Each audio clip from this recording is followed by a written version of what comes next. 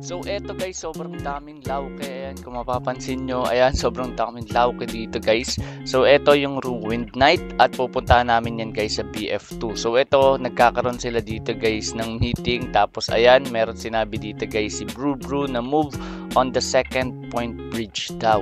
So eto guys, papakita natin sa inyo yung mangyayari sa atin sa day 4. A few inches later.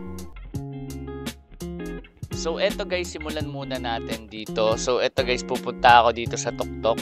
So madali lang tong technique na to guys. Pag alam mong mawawala na yung mount, ayan, ang gagawin mo lang, ida-dash forward mo lang. So ayan guys, ayan, nakapatong tayo dito. So ang gagawin natin, pakita natin sa inyo.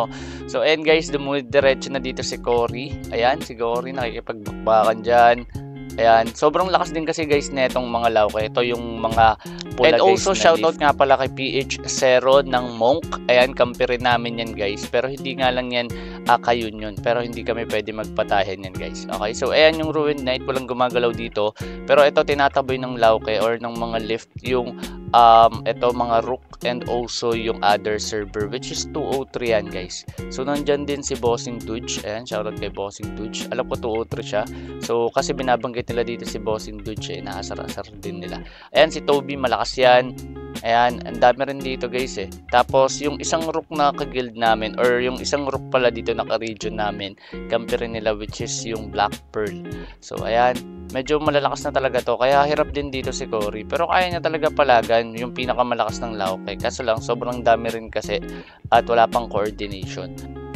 So hindi ko na tinignan dito kung ano yung magiging loot nila. So dito na tayo sa next clip which is nakakita ako dito ng Grish solo lang kasi hindi ko siya kayang tangkihin. So ito, nagtawag na ako dito sa mga ka-union ko. And hindi rin matanggal dito guys yung target sa akin ng Grish, kaya ayun, nag-reset to. So ayan, kung mapapansin nyo, tinatakbuhan ko siya. So nag-reset siya. So pakita natin sa inyo guys dito yung magiging loot. So ayan, low health na. So di na ako ma-attack dyan guys. Ayan, so medyo dumami kami dito. Ayan. So kung mapapansin nyo dito guys, ayan, yung ginagawa natin dito is pwestuhan lang. So huwag lang kayo magpapa-box out dito. So ayan, wala tayong nakuha. Pero may nakuha yung tropa natin dito guys na si Maru. So ayan, may nakuha siya dito guys na Asian Papyrus or Papyrus. So marami akong boss hunt for today. So papakita natin sa inyo yan guys lahat. So let's go. A few moments later. Ito pala, binili ko dito yung 200 diamond. So, papakita natin sa inyo kung ano makukuha ko dito. So, pinaka-goal ko kasi talaga dito is yung mount. So, gusto kong magkaroon dito ng mount na legend. So, i-open natin to lahat, guys. At papakita natin sa inyo, guys, kung gaano kabait sa akin si Night Crows. So, ayan, kung mapapansin nyo, ayun, may dalawang uncommon. So, bilangin lang natin kung ilang uncommon yan. Ayan, walang uncommon dito. Tapos, try muna natin yung mga tagi-isa lang or yung single coupon. So, open na natin to. Ayan, may dalawa dito. Okay, isa naman dito na uncommon. At ito, itatry na natin yung puro times 11. So, sa times 11, wala tayong nakuha dito. Ayan, wala ulit. Tas isang uncommon. So, ito na. Okay, so ito naman guys, times 11 to. Ayan, may nakuha ko ditong tatlong uncommon. Dalawang uncommon. At syempre ito, tatry na rin natin itong last one. So dito walang uncommon. At eto guys, wala rin uncommon. So ang gagawin ko dito guys, nagkaroon pa ako ng extra dito na 300 doon sa may combination. So nung nag-combine ako, doon ako nakakuha ng rare. So ang goal lang naman talaga natin dito guys is magkaroon ng legend. Pero yung iba, ang ginagawa nilang technique, iniipon nila para mas malaki yung chance. So di ko lang alam kung effective yun. Pero ayun nga, marami nagtuturo sa akin na ipunin. Kaso medyo makati yung kamay ko, kaya di ko mapigilan. Ayan. So tatry lang ulit natin to i-combine ng i-combine. So papakita natin sa inyo guys, may makukuha ako dito na rare. At yung rare na yun, ayun, may kakaroon tayo ng additional instant effect doon. So ayun, nakuha tayo ng rare. Okay, so ito guys, trinay ko rin to, 4 na rare. Okay, so ang nakuha ko lang din dito guys is rare lang din. So ayan, so sa result, ayan, pero nadagdagan ako dyan ng 300 instant effect. Tapos ito guys, Inferno. So ayan, hawak to ng lauke kaso binitawan nila for KOD. So time din kasi ng KOD yan. So wala tayong napulot dito. So diretso na tayo guys sa KOD. Kasi i-contest yun guys nung rank 1 dun sa Rook, which is si Dream kung naalala nyo, or si Cory. So eto guys, ayan si Cory saka si Inutil. Eto si Inutil pinapatay. Si Cory dito guys, oh. Ayan, so kalaban niya lahat. Eto, ayun. Eto guys, nag-TP lang ata to or may skill ata na pampabalik. Ayan. So ayan, makikita natin mamaya si Inutil mamaya ulit dyan. So ayun siya guys oh. So ayun, hindi ko alam kung anong skill yun, parang teleport back ata yun. So ayun, lagay nyo lang guys sa comment section kung anong skill yun kasi hindi ako familiar. So ito yung mga makukunat, si Suwail, si Inutil. Ayan, kaso wala silang ano eh. And shoutout din kay Senon Ken. Ayan, kasama natin siya dito guys sa taas. Okay. So si Cory, may hinahanap lang siya dito, pinagpapalo niya yung Lauke. Nung una, binabanatan niya yung si Bru Bru, kaso tumatakbo. Tapos next naman is, tinatry niya yung mga Lauke dito na medyo kaya niyang combohin. So ito guys, so lahat kalaban niyo. Ayan oh.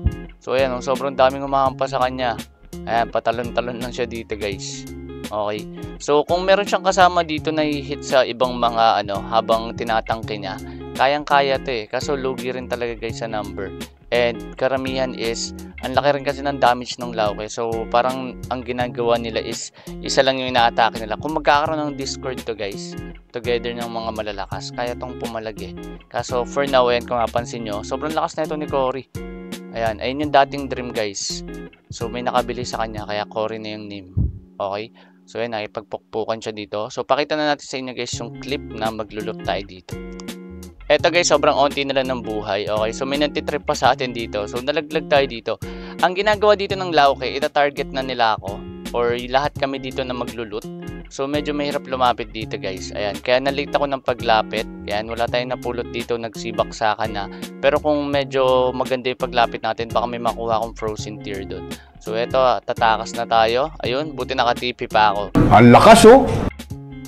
So eto guys naman yung sa Storm Mid. So nandito rin si Cory. Ayan, kino-contest din namin to. Kaso talo rin kami dito guys. Ayan. So nasa ibang ano kami. Pero nandito si Cory. Nandun siya sa isang entrance. So sobrang lakas din kasi ng Lauke. Kaya takbuhan lang magagawa namin dito. So isa rin to guys sa naging labanan ng day 4. So nagtatry na kami dito guys mag-contest. Kaso hindi kasi namin din ma-all yung chats. Kasi nga yung Black Pearl nandito. Which is kampiyon ng Lauke guys.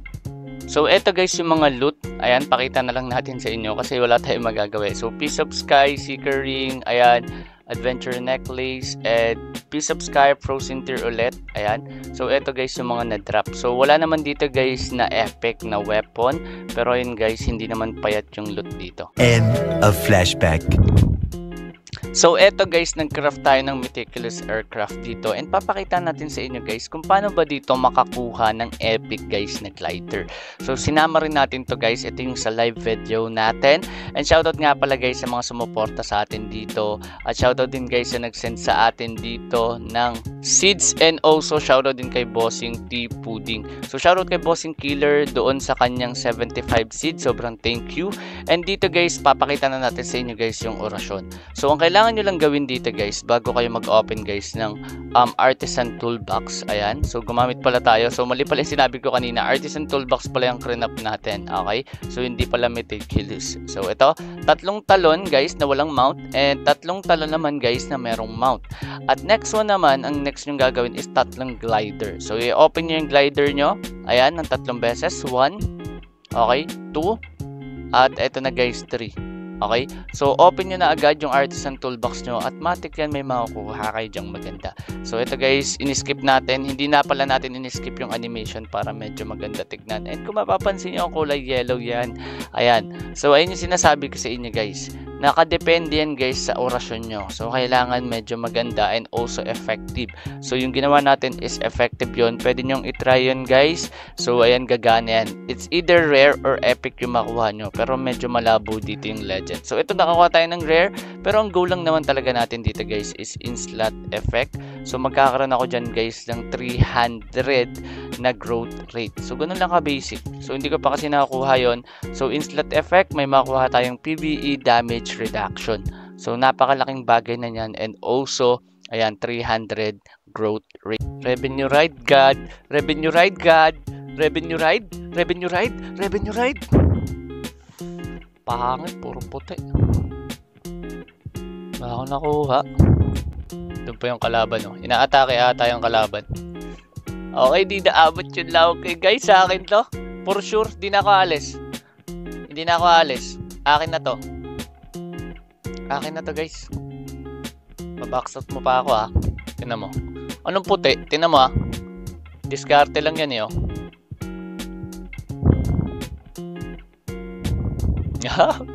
Walang gustong umatake, oh. Dito ako. Ha? Ano? Ano? Ano? Ano? Kara. May blue naman, may blue. Gagipikay muna. Old aircraft. Wala. Pag remnant kasi sure sa akin yun. Ito naman guys, 3 hours and a half ako nag-iikot. So medyo marami tayong boss na makikita dito. Isa na to, ayan, si Anglot. Ayan, and shoutout pala muna guys sa mga kasama ko dahil sa kanila ang dami ko nakita ditong boss. Ayan, ayan, hari ng BH to guys. Dito sa 202 Rook. Ayan, so wala tayong nakuha ulit. So all throughout this video wala akong nakuha. Pero yon araw na malas talaga guys. So shoutout kila Kaltog, kila Lucifer, kila Jen. And also dito kay Make 7 Up Yours. So special shoutout sa'yo kasi nagtatampo na sa atin yan guys. And syempre guys, kung meron kayong mga extra seed dyan, pwede kayo mag-send para syempre madagdagan yan dito sa ating Project Bigas. So para dito guys sa ating day 4, ayan, medyo onti lang yung naging income natin dito. Pero yun nga, nagkaroon ako dito guys ng epic na item which is yung Bracelet of Glory. And yun, pwede ko yun ibenta. And also, pwede natin gawin is plus 4 ko yun, saka ko siya ibenta, tas magka-cash out tayo. And yung Wimix din guys, dun sa ating day 2, na-cash out na natin yan. Pero nag-iwan ako ng Wimix pang gas fee natin kung magka-cash out ako dito ng diamonds or higher seal na mapupulot natin. So, papakita rin natin sa inyo paano nyo ma-turn to Gcash kapag nag-cash out kayo dito sa Night Crows.